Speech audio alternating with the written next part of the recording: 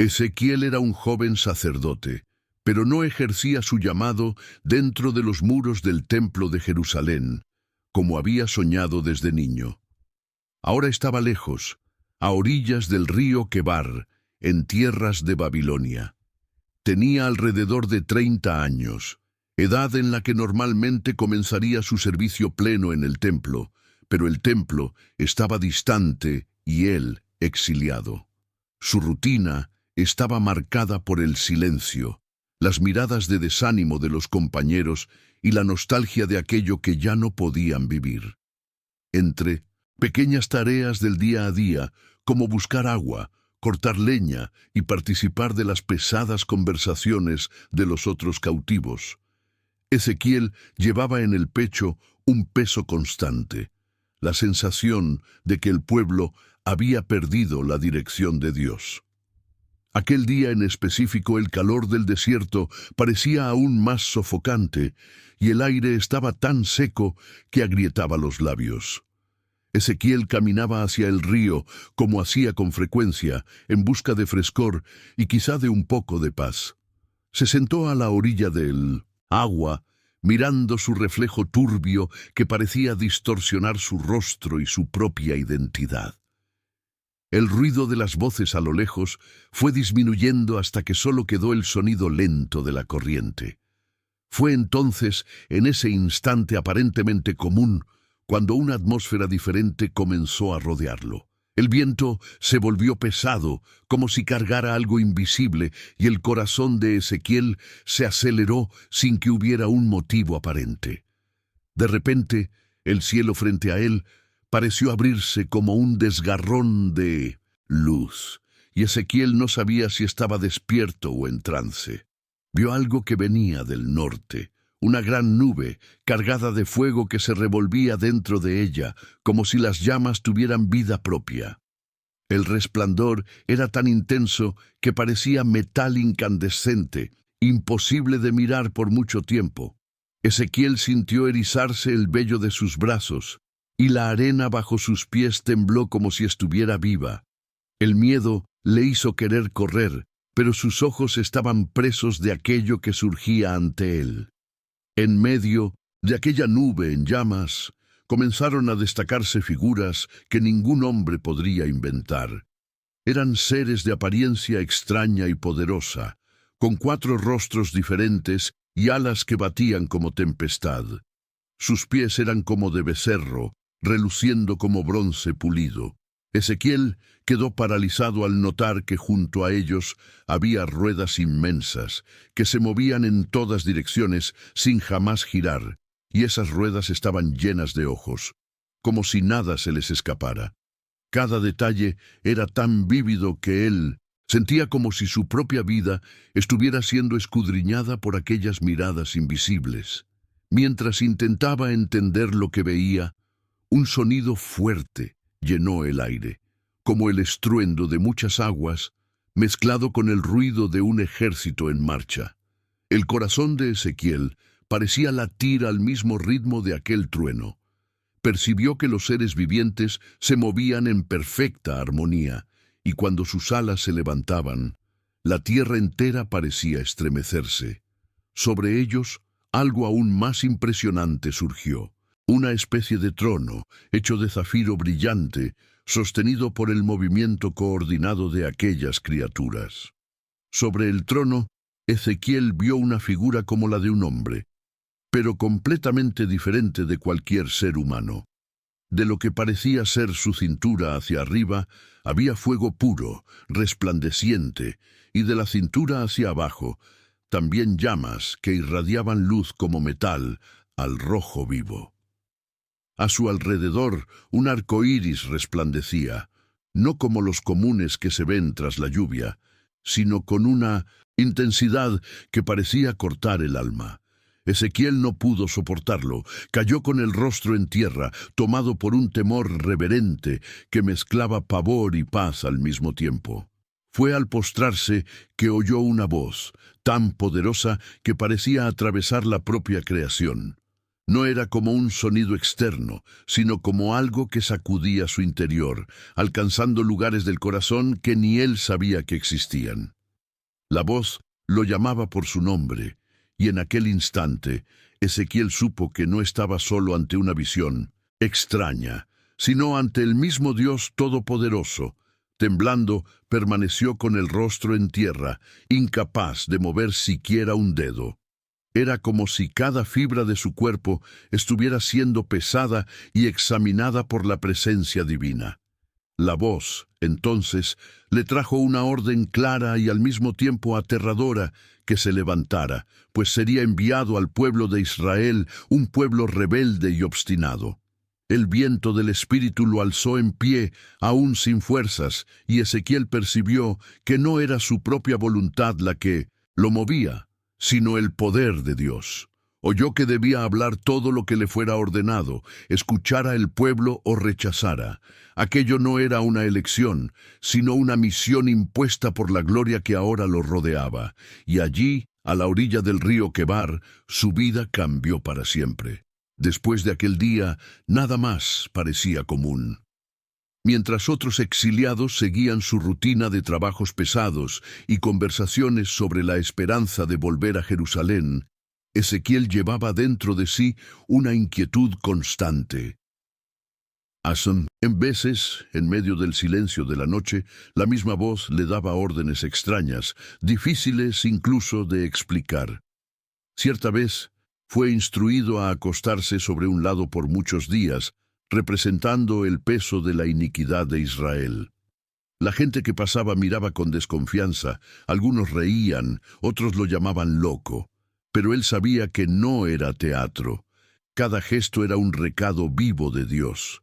Otra vez, fue mandado a cocer pan sobre excremento, señal visible de la impureza que el pueblo experimentaría en 1900, el cautiverio. La vergüenza que sintió fue indescriptible, pero al obedecer comprendió que no se trataba de él, sino del mensaje que necesitaba ser transmitido. También cortó el cabello y la barba, dividiéndolos en partes para simbolizar la destrucción de Jerusalén. Aquellos actos bizarros lo marcaron profundamente, porque le enseñaron que el profeta no era solo alguien que hablaba en nombre de Dios, sino alguien cuya propia vida se convertía en una parábola viva. Con el tiempo, llegaron las noticias. Jerusalén estaba en ruinas, el templo quemado, el pueblo esparcido sin rey ni altar. Muchos que se burlaron de Ezequiel enmudecieron, recordando sus actos extraños y las palabras que antes parecían exageradas. Él mismo, al oírlo, sintió una mezcla de dolor y confirmación. No había placer en tener razón, la verdad dolía más que cualquier herida. Pero dentro de ese dolor, también había la convicción de que Dios había hablado y que su gloria no dependía de paredes ni de sacrificios humanos. En aquel mismo lugar donde había tenido su primera visión, Ezequiel volvía muchas veces. El río seguía corriendo, los exiliados seguían sus vidas, pero para él nada más era igual. Siempre que recordaba las ruedas llenas de ojos y el trono cercado de fuego, un escalofrío le recorría el cuerpo. No conseguía explicar todo lo que vio, ni entender por qué había sido elegido.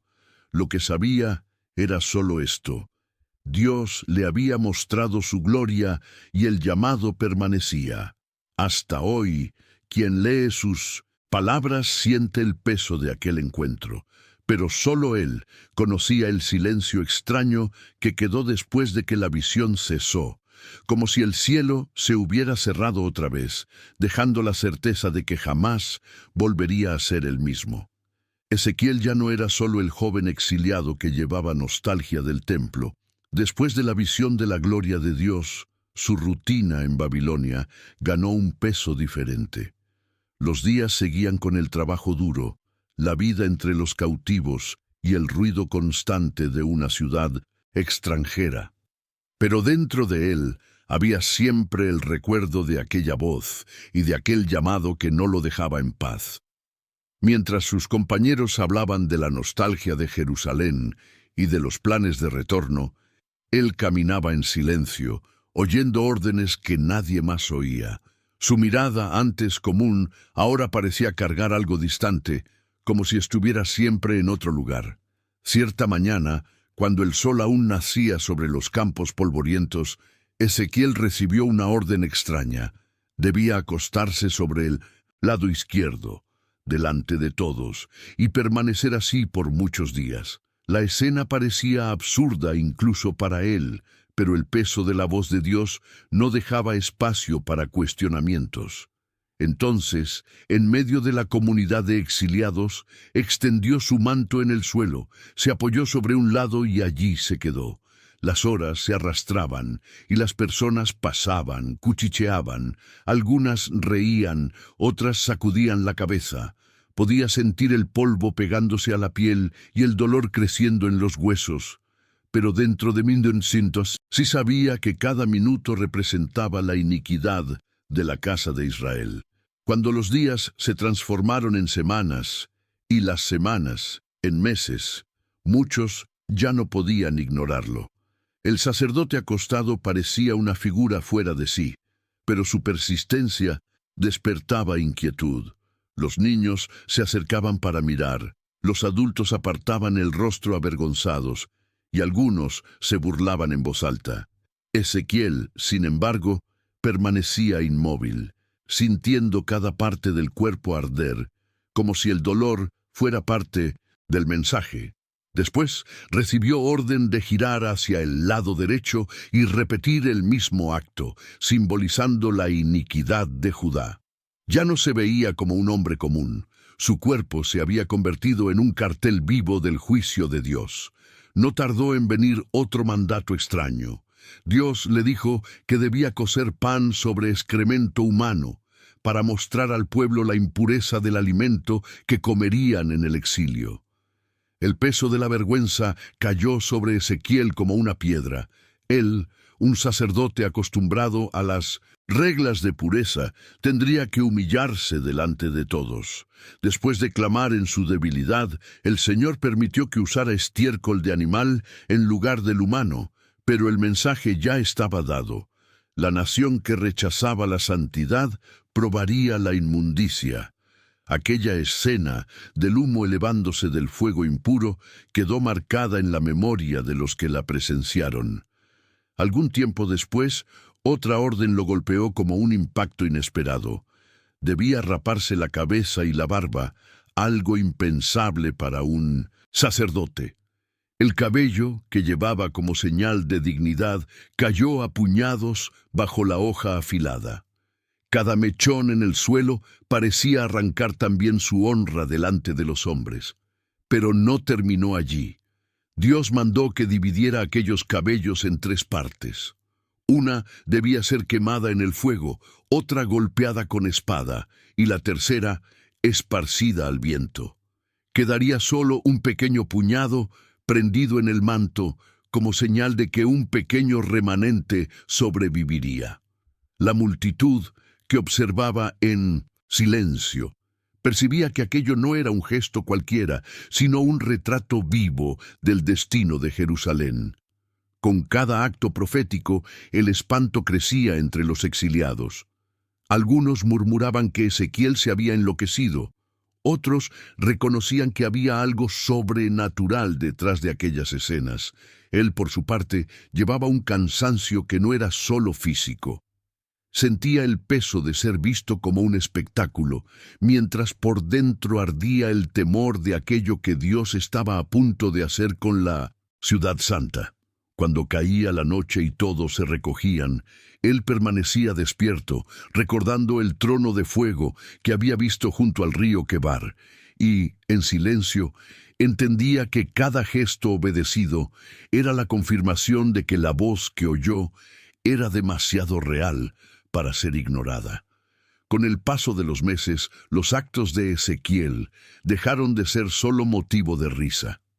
Muchos comenzaron a sentir escalofríos al recordar que, tiempo atrás, él había hablado sobre el juicio de Dios. Algunos evitaban pasar cerca, como si la simple proximidad ya fuera un presagio de mala suerte. Otros, en secreto, confesaban sentir miedo, porque dentro de sí sabían que aquellas escenificaciones llevaban una verdad incómoda. El profeta no hablaba mucho, pero cuando abría la boca, las palabras sonaban cortantes, como si vinieran de un lugar donde ningún hombre podría inventar. Cierta vez, mientras todos observaban los cabellos quemándose en el fuego, Ezequiel anunció que así sería con Jerusalén. Parte de la ciudad perecería en llamas, parte por la espada, y el resto sería dispersado entre las naciones. El silencio fue pesado, y hasta los burladores se quedaron sin respuesta. No era solo un discurso, era una señal visible, imposible de ignorar. Para los exiliados, aquello fue como un golpe en el estómago, pues percibieron que el lugar del que habían salido estaba a punto de ser destruido de forma irreversible. Cada mirada lanzada a Ezequiel estaba ahora mezclada de desprecio y respeto, de miedo y de curiosidad.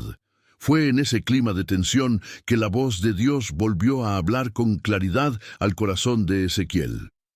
No era solo para mostrar señales, sino para asumir ante todos la identidad de profeta. El Señor le advirtió que el pueblo era rebelde y de dura cerviz, y que no lo oirían, pero aún así debía proclamar. La misión no sería medida por la aceptación, sino por la obediencia. Ezequiel sentía el peso de cada palabra, como si fueran grabadas a fuego en su alma. Era como cargar una carga que ningún hombre elegiría por voluntad propia.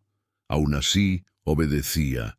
En cada gesto, en cada acto extraño, estaba la marca de la obediencia a un Dios que hablaba y exigía respuesta. Algunos vecinos exiliados comenzaron a llamarlo el hombre de las parábolas vivas, porque su vida entera se había convertido en un símbolo. Pero esa fama no le traía honor. Por el contrario, lo aislaba, volviéndolo blanco de burla y desconfianza. En lo íntimo, Ezequiel luchaba contra el deseo humano de ser aceptado, pero pronto recordaba el trono de fuego y la voz que lo alzó cuando no tenía fuerzas, y eso bastaba para continuar. El tiempo pasó, y las noticias comenzaron a llegar con la fuerza de un puñetazo. Jerusalén estaba sitiada, luego arrasada, el templo quemado. Muchos de los que rieron de los gestos de Ezequiel ahora recordaban, en silencio, las veces en que lo vieron acostado en el suelo, el pan cocido en fuego impuro, los cabellos quemados al viento. Era imposible no asociar cada escena con lo que realmente estaba sucediendo. El peso de la realidad cayó sobre todos, pero para Ezequiel fue como un sello. Aquello que obedeció en dolor ahora se mostraba verdad ante los ojos de todos. Aún así, el misterio nunca se deshizo por completo. Él continuaba caminando entre los exiliados con la misma mirada distante, llevando en sí la memoria de la voz que lo comisionó. Muchos aún no entendían, otros se apartaban, pero nadie podía negar que su vida se había vuelto una prueba viva de la palabra de Dios. Hasta hoy, quien recuerda sus actos extraños siente la mezcla de miedo y reverencia, porque sabe que no era invención de un hombre, sino la señal de un Dios que habla y cumple. Ezequiel, por su parte, nunca más fue el mismo desde el día en que descubrió que su propia existencia sería usada como parábola. Ezequiel ya estaba acostumbrado a las visiones extrañas que lo acompañaban desde el exilio. Pero aquel día, mientras estaba sentado entre los ancianos, algo diferente ocurrió. Se encontraba en su rutina de costumbre, escuchar las lamentaciones del pueblo, aconsejar a los que venían en busca de una palabra y soportar el peso de los recuerdos de Jerusalén. Los semblantes a su alrededor estaban marcados por la nostalgia y el cansancio. Nada anunciaba que algo sobrenatural estaba por suceder, hasta que una presencia irresistible llenó el ambiente, y su mente fue llevada, como tantas otras veces, más allá de lo que los ojos podían ver. De repente, Ezequiel se vio Transportado en visión a Jerusalén, reconoció los muros, las calles y por fin el templo que tanto amaba, el mismo que ya no veía hacía años. Pero lo que encontró allí no fue reverencia ni santidad. En cada rincón del templo, imágenes y símbolos de ídolos estaban esparcidos, como si lo sagrado hubiera sido cambiado por lo profano. Hombres y mujeres se inclinaban ante esas figuras, y aun dentro de los atrios sagrados había abominaciones. El corazón de Ezequiel se aceleró, y lágrimas involuntarias le vinieron a los ojos.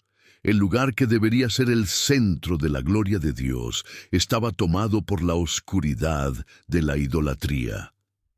Mientras caminaba en medio de aquella visión, Ezequiel notaba cada detalle como si estuviera ante una herida abierta. En las paredes internas del templo, figuras de animales y dioses paganos estaban grabadas, y sacerdotes que deberían guardar la santidad se postraban ante ellas en secreto. En un rincón, mujeres lloraban por Tamuz. En otro, hombres quemaban incienso a divinidades extranjeras. El olor imaginario de aquel humo parecía impregnar incluso su propia garganta, trayendo náusea y revuelta. No era solo idolatría, era una traición abierta contra el Dios que había libertado a Israel de Egipto. Ezequiel sintió el peso de la ira divina acercarse como una tormenta a punto de estallar. Sabía que aquello no podía quedar impune. Fue entonces cuando sus ojos se volvieron hacia la gloria de Dios, que aún estaba en el templo, pero ya no reposaba como antes.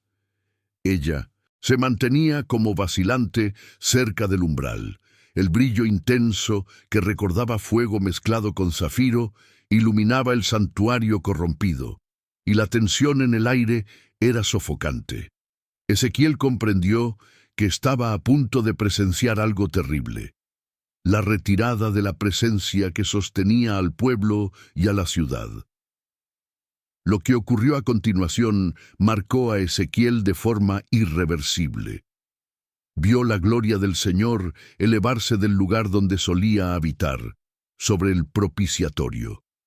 Era como si el propio corazón de la ciudad fuera arrancado de dentro de ella. Los querubines que sostenían el trono comenzaron a mover sus alas, y el sonido era como trueno cortando los cielos.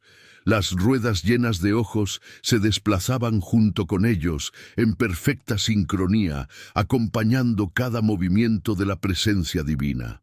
El templo, antes lleno de la nube de la gloria, ahora parecía vacío, frío, como si hubiera perdido su esencia. Ezequiel cayó de rodillas, sintiendo un escalofrío recorrer todo su cuerpo. Era más que dolor o miedo. Era la conciencia clara de que Israel estaba siendo abandonado a su propio destino. Quiso gritar, quiso pedir misericordia, pero no encontró palabras. El silencio pesado que siguió al movimiento de la gloria parecía resonar dentro de él. El Señor no toleraría más la profanación. Cada latido de su corazón sonaba como una despedida, y comprendió que estaba presenciando el momento más sombrío de la historia de su pueblo. Ezequiel observó, atónito, cuando la gloria comenzó a moverse hacia la puerta oriental del templo. El brillo que antaño llenaba el lugar santísimo ahora atravesaba el atrio, iluminando las paredes marcadas por la idolatría. Era como si Dios estuviera exponiendo la podredumbre antes de salir. El sonido de las alas de los querubines acompañaba el desplazamiento, reverberando como el rugido de muchas aguas.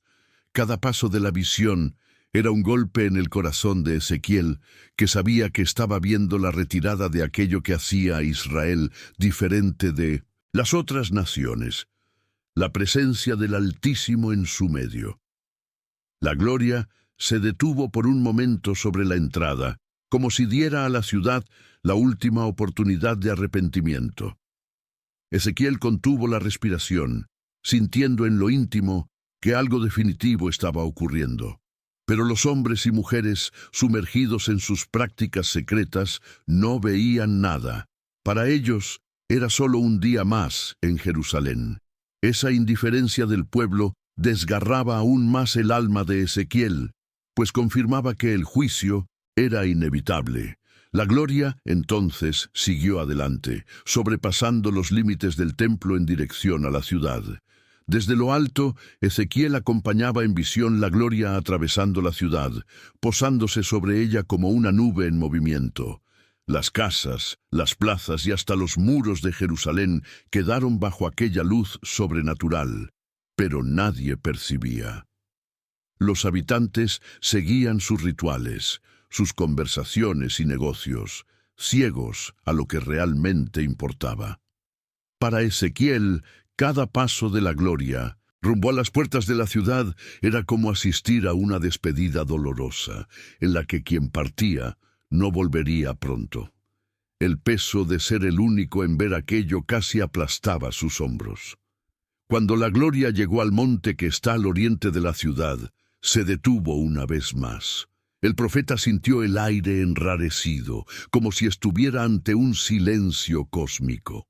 Era la última mirada de la presencia divina sobre Jerusalén antes de dejarla entregada a sus propias consecuencias.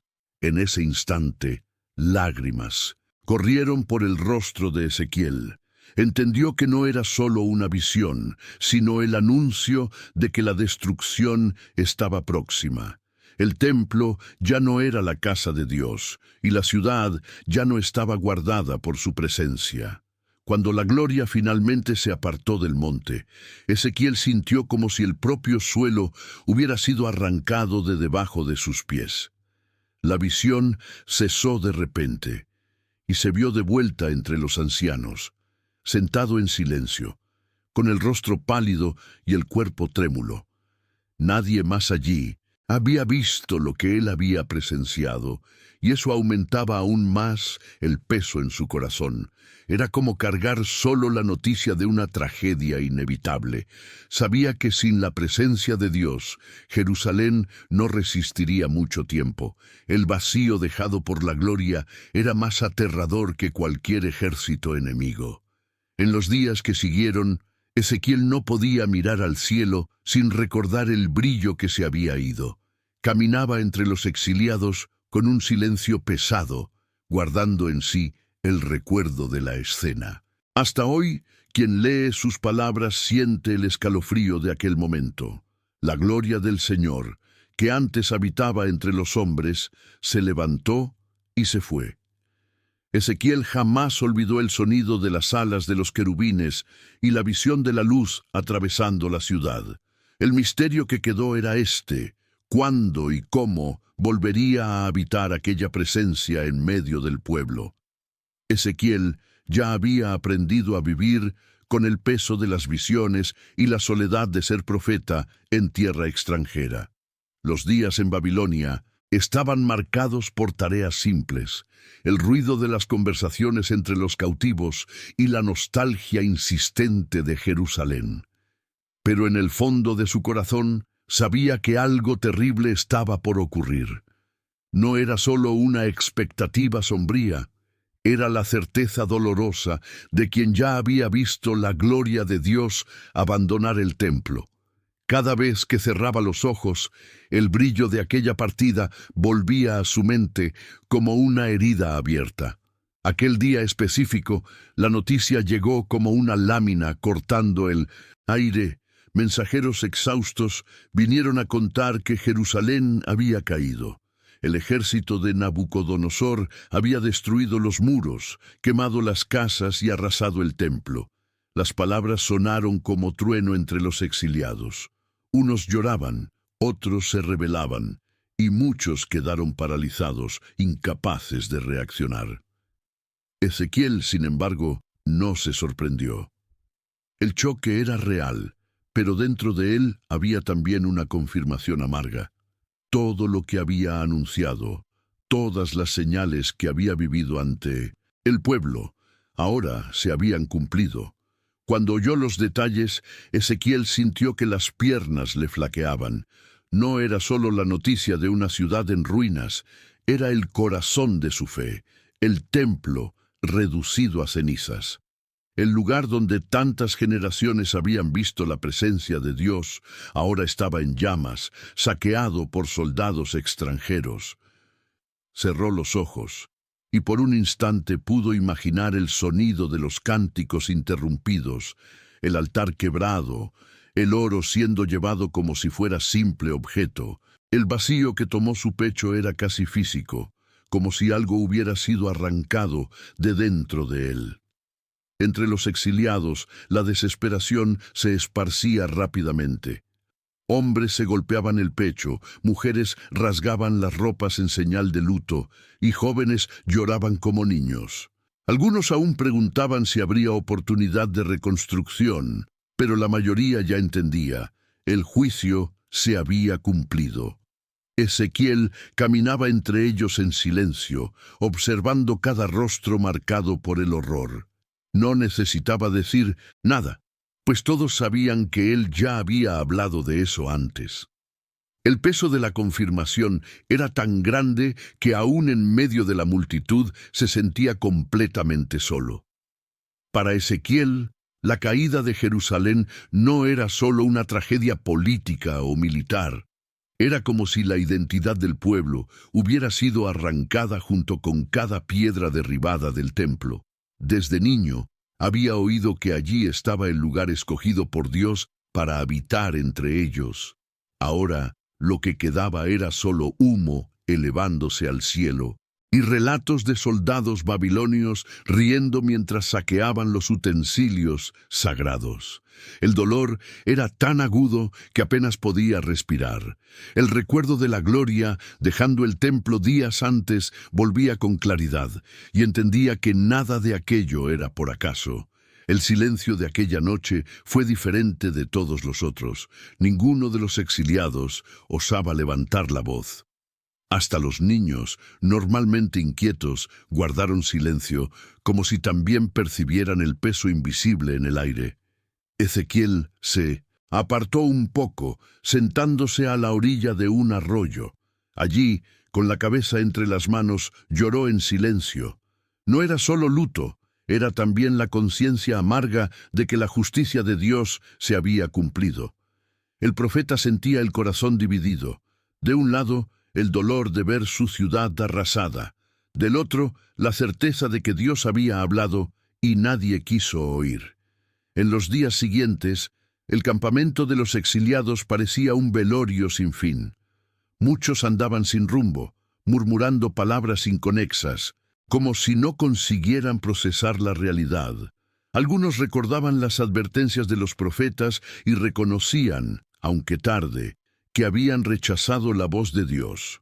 Otros, endurecidos, culpaban a Babilonia o incluso al propio Señor. Ezequiel veía todo aquello en silencio, sabiendo que cada reacción formaba parte de la herida abierta que ahora sangraba en el corazón de Israel. Para él, la tragedia no era solo externa, era la confirmación de que el pueblo se había alejado de Dios mucho antes de que las murallas cayeran. En medio del luto colectivo, Ezequiel continuaba recibiendo visiones. Era como si Dios no quisiera dejarlo preso solo al desespero, sino recordarle que la historia no terminaba allí. Aún así, cada nueva revelación nacía en un corazón desgarrado. El profeta llevaba el peso de saber que el pueblo solo entendió cuando ya era demasiado tarde. Al caminar entre los cautivos, sentía las miradas pesadas sobre sí, algunas de acusación, otras de respeto, otras aún de miedo. Sabía que su misión estaba lejos de acabar, pero en aquel momento el dolor de la pérdida era mayor que cualquier esperanza futura. En la soledad de sus reflexiones, Ezequiel muchas veces recordaba las mañanas en Jerusalén, cuando el sol golpeaba sobre las piedras blancas del templo y el pueblo se reunía para adorar. Ahora, al pensar en aquellas escenas, todo le parecía un pasado distante, como un sueño interrumpido bruscamente. No podía dejar de comparar el brillo de la gloria que había visto partir con las cenizas oscuras que ahora quedaban. Era como si dos mundos diferentes coexistieran dentro de él. el recuerdo de la presencia de Dios y la dura realidad de su ausencia. Esa contradicción lo consumía día y noche.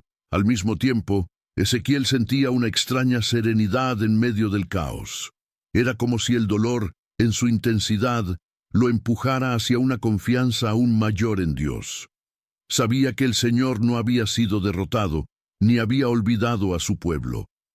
La destrucción era real, pero también era señal de que Dios seguía en control, disciplinando a aquellos que amaba. Aún sin respuestas claras, el profeta se aferraba a esta convicción. Eso era lo que lo mantenía en pie, incluso cuando el corazón gritaba en luto. Con el tiempo, el impacto de la noticia no disminuyó. Siempre que alguien mencionaba Jerusalén, un silencio pesado se instalaba entre los exiliados. Para muchos, era como si la propia fe hubiera sido destruida junto con las piedras del templo. Pero para Ezequiel, el recuerdo de la gloria retirándose era también una clave de entendimiento. Dios no estaba preso a un edificio, ni dependía de paredes para manifestar su presencia. Esta certeza lo sostenía, aun cuando todo a su alrededor parecía perdido. Aun así, la nostalgia y el dolor eran demasiado reales como para ser ignorados. Aquel día específico en que recibió la confirmación de la destrucción, Ezequiel se acostó para descansar, pero el sueño no trajo alivio. En sus sueños todavía veía el fuego consumiendo el templo y las calles desiertas de Jerusalén. Al despertar, sintió que nada volvería a ser como antes. El desenlace era concreto. La ciudad había caído, el templo estaba en ruinas y el pueblo cargaba el peso de la disciplina divina. Pero el misterio que permanecía era este: ¿cómo restauraría Dios aquello que parecía muerto para siempre? Esa pregunta quedó resonando en el corazón del profeta, sin respuesta inmediata. Los días en Babilonia seguían su rutina pesada, pero Ezequiel ya había aprendido que, en 1200, cualquier momento, la voz de Dios podía interrumpir lo común y transformar un día normal en algo eterno. Estaba sentado entre los exiliados, oyendo conversaciones sobre la caída de Jerusalén, cuando fue tomado otra vez por aquella presencia irresistible. Su cuerpo se estremeció y su mente fue llevada a un estado en que todo a su alrededor parecía desaparecer. Lo sabía. Una nueva visión estaba comenzando. Esta vez, el mensaje no era solo para Israel. Ante Ezequiel surgió una secuencia de palabras e imágenes que hablaban de otros pueblos, los vecinos que en tiempos de debilidad se burlaron de Judá y se alegraron con su caída. Amón, Moab, Edom, los filisteos y hasta la poderosa Tiro estaban delante del tribunal de Dios. Cada nombre sonaba como un llamado a la justicia. El profeta sintió un escalofrío al percibir que el Señor no era solo el Dios de Israel, sino el Señor de toda la tierra, que observaba y juzgaba a las naciones conforme a sus obras. Las palabras venían como flechas, directas, sin espacio para suavidad. Contra Amón, el Señor decía que los que se burlaron de la caída de Jerusalén serían entregados en manos de enemigos crueles. Contra Moab, que se enorgullecía al decir que Judá no era diferente de las demás naciones, venía la sentencia de humillación ante todos. Ezequiel, al oírlo, sentía su cuerpo estremecer. No era él quien deseaba venganza, sino el propio Dios mostrando que ningún desprecio contra su pueblo quedaría impune. Cuando el nombre de Tiro resonó, en su mente el profeta casi perdió el aliento. Conocía la fama de aquella ciudad, puertos llenos de riquezas, comerciantes que se jactaban de su gloria. Pero la voz fue clara: tu corazón se exaltó y dijiste, yo soy un Dios. Ezequiel vio en visión el comercio volviéndose polvo, los barcos silenciosos y el orgullo de la ciudad hundiéndose como piedra en el mar. Era una escena de juicio tan vívida que el profeta sintió como si estuviera asistiendo a un funeral colectivo. Enseguida, el juicio se volvió contra Edom, pueblo que guardaba rencor antiguo contra Israel y siempre buscaba su caída. La visión mostraba hombres sedientos de venganza, pero siendo ellos mismos aplastados por la espada de naciones más fuertes. Ezequiel percibía que el Señor no ignoraba la maldad escondida por generaciones, y que la justicia, aunque tardía, siempre llegaba. Sobre los filisteos, la palabra fue igualmente dura. Serían destruidos con gran venganza, de modo que reconocerían que el Dios de Israel era el Señor sobre todos. Cada sentencia era como un martillazo que rompía cualquier ilusión de que las naciones estaban fuera del alcance divino. Para Ezequiel, oír todo esto era experimentar sentimientos mezclados. De un lado, había cierto alivio al saber que los enemigos que se burlaron del sufrimiento de Judá serían juzgados. Pero, del otro, un peso tomaba su corazón, porque cada visión de destrucción era también un recuerdo de que el juicio de Dios es real, severo e inevitable. Temblaba al pensar que si Israel no se hubiera apartado, quizá no habría probado de la misma copa de ira. La lección era clara. Ningún pueblo, por más fuerte o seguro que parezca, está fuera del alcance de la mano del Señor. Entonces vino el anuncio contra Egipto, la antigua potencia que por siglos fue sinónimo de grandeza y opresión. Ezequiel vio en visión al faraón comparado con un gran monstruo marino extendido en los ríos, rodeado de peces que se prendían en sus escamas. El Señor declaraba que lo sacaría de las aguas y lo dejaría en el desierto, para que las aves y las fieras lo devorasen. La escena era tan vívida que el profeta casi podía sentir el olor a muerte en el aire. Egipto, orgullo de las naciones, sería humillado para que todos supieran que el Señor es quien gobierna. Al oír estas palabras, Ezequiel percibió que el mensaje iba mucho más allá de la venganza contra enemigos. Era la revelación de que Dios no era solo un guardián local de Israel, sino el Rey soberano sobre todos los reinos de Mindusintu, la tierra. Ningún ejército, ninguna muralla, ninguna riqueza podría resistir a su juicio. Esta conciencia trajo al profeta una mezcla de temor y reverencia. Entendía que no había espacio para la arrogancia delante de Dios.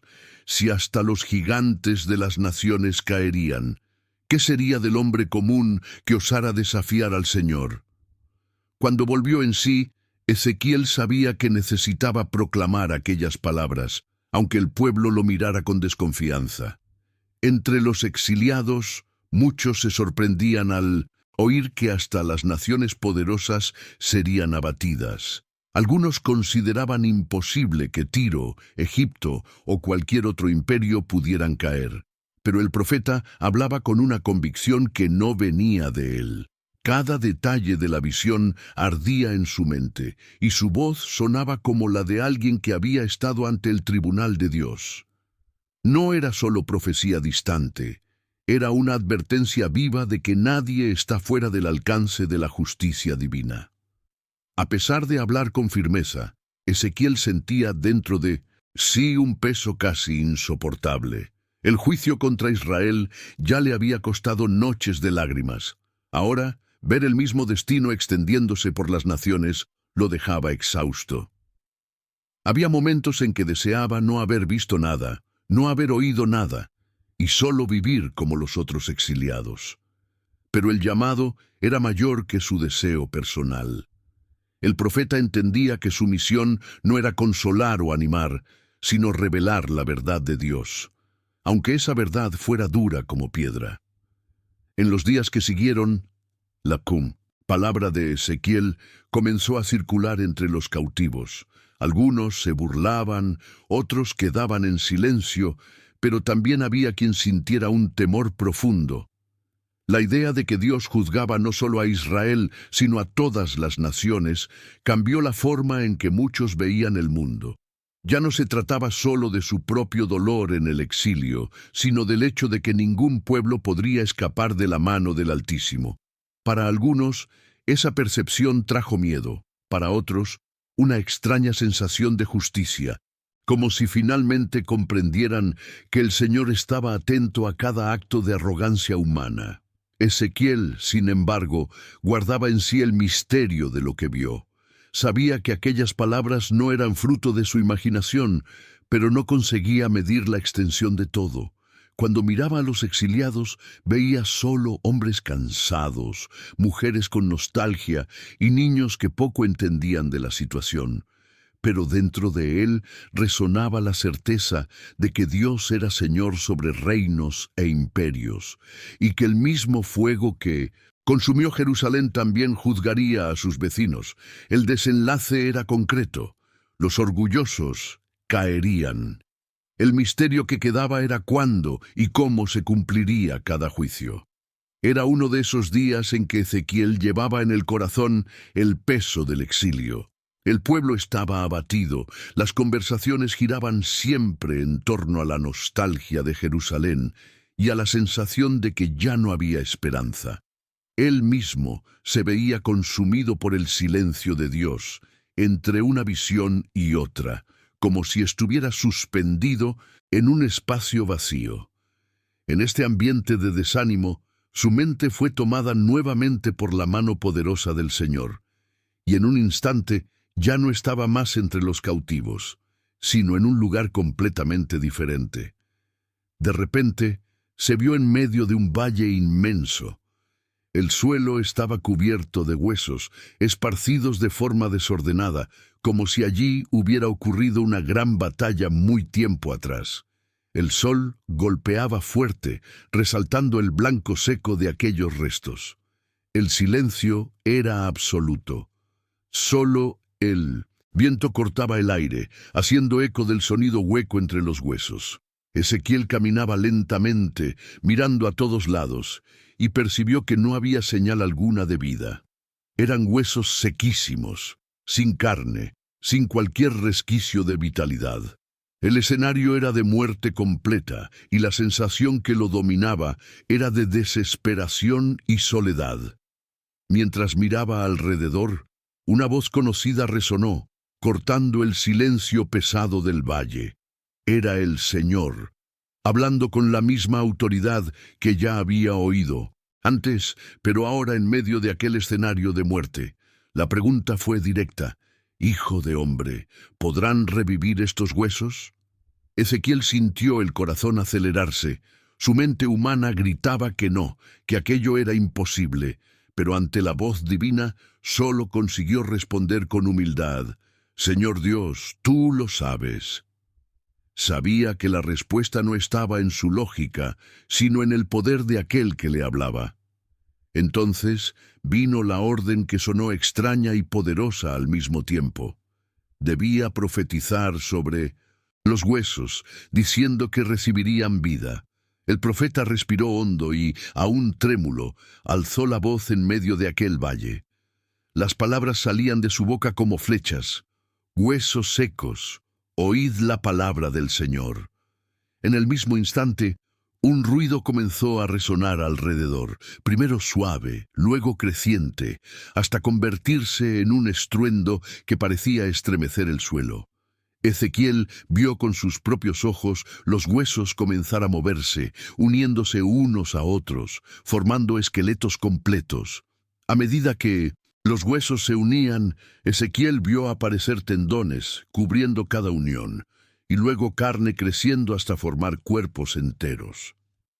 En poco tiempo, el valle que antes era solo un montón de huesos secos, estaba repleto de formas humanas completas, tendidas en el suelo como soldados después de una batalla. El profeta observaba en silencio, atónito, sintiendo escalofríos recorrer todo su cuerpo. Era imposible negar lo que ocurría ante sus ojos. La palabra de Dios estaba trayendo orden al caos y estructura a aquello que no tenía forma. Pero aún había algo incompleto. A pesar de que ahora estaban cubiertos de carne y piel, los cuerpos permanecían inmóviles, sin respiración, como estatuas silenciosas esparcidas por el valle. El peso de aquella escena cayó sobre Ezequiel. Estaba ante miles de figuras humanas, formadas, pero sin vida. Fue entonces cuando la voz del Señor volvió a resonar, instruyéndole a profetizar nuevamente, esta vez al Espíritu, para que el soplo de vida viniera de los cuatro vientos y llenara aquellos cuerpos. El corazón del profeta se aceleró y entendió que estaba a punto de presenciar algo aún mayor. Ezequiel abrió la boca nuevamente, obedeciendo a la orden recibida. Su voz resonó por el valle. Ven de los cuatro vientos, oh Espíritu, y sopla sobre estos muertos para que vivan.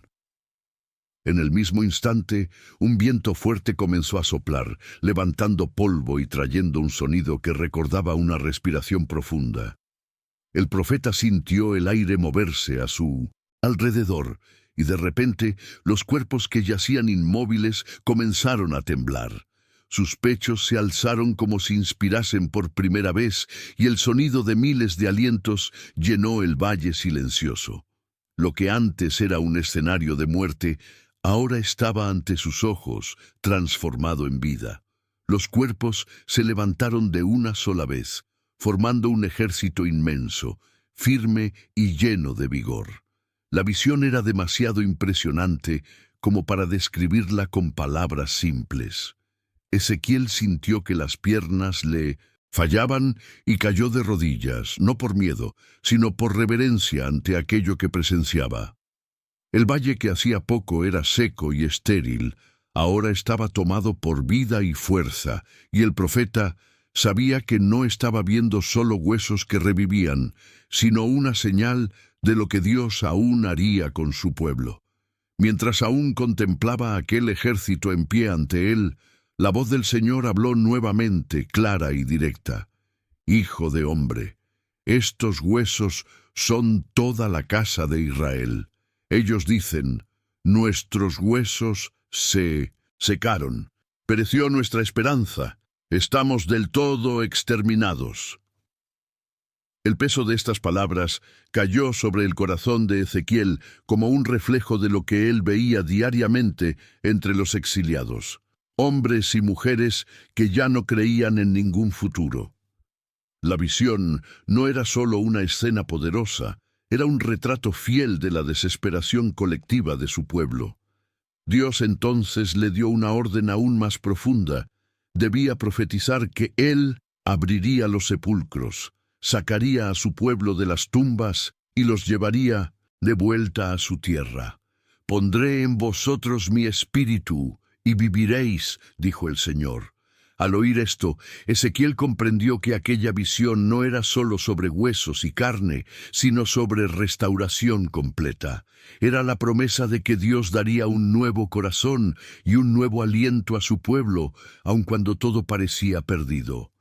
El profeta sintió las lágrimas rodar por su rostro, mezcla de esperanza y reverencia ante una promesa tan grande.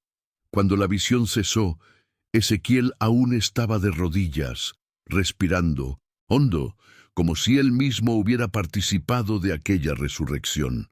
El silencio del lugar a su alrededor contrastaba con el sonido ensordecedor de vida que aún resonaba en su memoria. Al levantarse, percibió que sus ropas estaban cubiertas de polvo, como si realmente hubiera caminado entre huesos.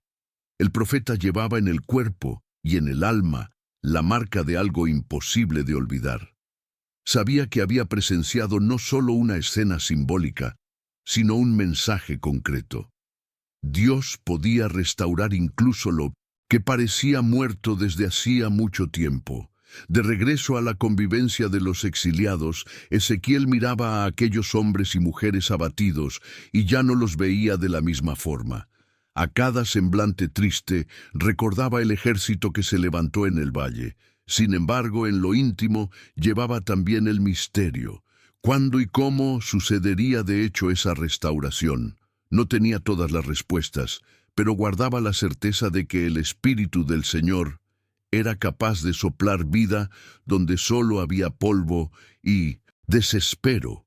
El desenlace era concreto. La promesa de restauración estaba hecha. El misterio permanecía en el tiempo de Dios. Ya habían pasado años desde que Ezequiel recibiera sus primeras visiones, pero el peso de ellas aún lo acompañaba día y noche. El exilio seguía, y el pueblo continuaba viviendo entre la nostalgia y la resignación, sin expectativa de ver Jerusalén restaurada. El profeta llevaba dentro de sí todos aquellos recuerdos, la gloria que partió del templo, la destrucción de la ciudad, el valle de huesos secos cobrando vida, como capítulos de una historia que aún no tenía fin. Fue en medio de esa rutina de silencio y espera que la mano del Señor lo tomó otra vez, transportándolo a una nueva visión. Ante sus ojos surgió un hombre de apariencia resplandeciente, sosteniendo una cuerda de medir. Lo condujo a un lugar donde había un templo, diferente de cualquier otro que hubiera visto. Era perfecto en cada detalle, con medidas exactas y proporciones armoniosas. Las paredes eran limpias, los atrios amplios, y no había señal de idolatría ni corrupción.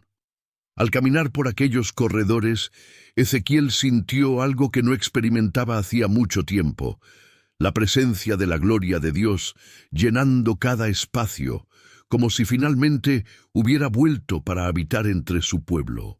A medida que avanzaba, Ezequiel observaba cada detalle como quien contempla un milagro. Las columnas se erguían firmes, las puertas eran majestuosas, y todo parecía construido para reflejar orden y santidad. El hombre con la cuerda le mostraba las dimensiones, como si dijera que nada estaba fuera de lugar. En cada paso, el profeta percibía que aquel templo no era obra humana, sino un proyecto divino, perfecto y eterno. Su corazón ardía de esperanza al imaginar al pueblo nuevamente reunido, no más en medio de la impureza, sino ante la gloria de Dios. Entonces, de repente, vio la gloria del Señor volver, el brillo resplandeciente que un día presenció retirándose de Jerusalén, ahora descendía del oriente y llenaba el templo. El sonido era como el rugido de muchas aguas, y la tierra brillaba con la luz de la presencia divina. Ezequiel cayó con el rostro en tierra, incapaz de soportar la intensidad de aquel momento. Lágrimas corrían por su rostro, no de dolor, sino de reverencia y paz. Era como si el propio corazón de Dios hubiera vuelto a latir en medio de su pueblo. Mientras aún contemplaba la gloria llenando el templo, Ezequiel fue conducido hasta la entrada. Allí, algo inesperado llamó su atención. De debajo del umbral comenzaba a brotar agua. Al principio era solo un hilo fino, casi imperceptible, pero a medida que avanzaba se convertía en un arroyo. El hombre con la cuerda lo llevó paso a paso para medir la profundidad. Primero, el agua llegaba a los tobillos, después a las rodillas. Enseguida alcanzaba los lomos, hasta que, por fin, se tornó un río tan profundo que nadie podría cruzarlo a pie. El profeta observaba maravillado, intentando comprender. Aquel río fluía hacia el desierto y seguía hasta el Mar Muerto, transformando aguas saladas en dulces. A su orilla, árboles frondosos crecían, cargados de frutos en todas las estaciones, y sus hojas tenían poder de curación. Ezequiel sintió un escalofrío recorrer su cuerpo al percibir que aquella corriente no era solo agua, sino vida en movimiento, saliendo directamente de la presencia de Dios para renovar toda la creación. Lo que antes era estéril, ahora florecía ante sus ojos. Ezequiel se quedó parado a la orilla del río por algunos instantes, intentando absorber la escena ante sí. El aire parecía diferente, cargado de frescor y esperanza. Recordaba los campos áridos de Babilonia, el desierto sin vida, y ahora veía ante sí una tierra siendo transformada por la presencia de aquel río.